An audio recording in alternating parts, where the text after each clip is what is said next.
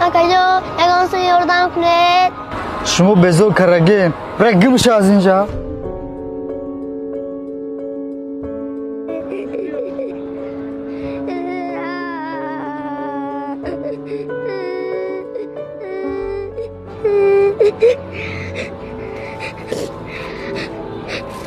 بچه جون چی شد؟ او چی شد با تو؟ گپ زد چی شد؟ اگه سو یوردان کنید اکا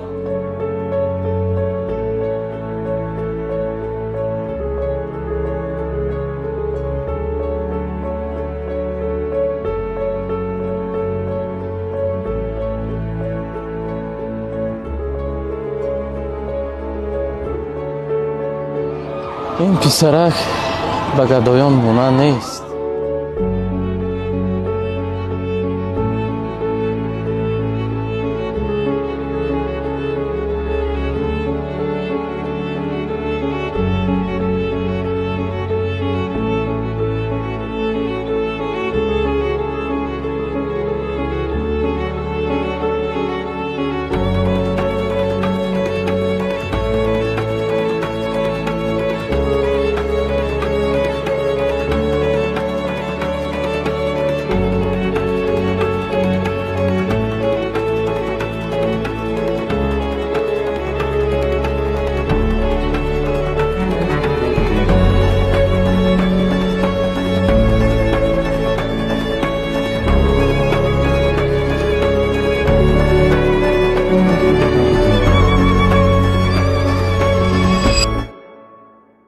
خیلی دو در جان اون آوردم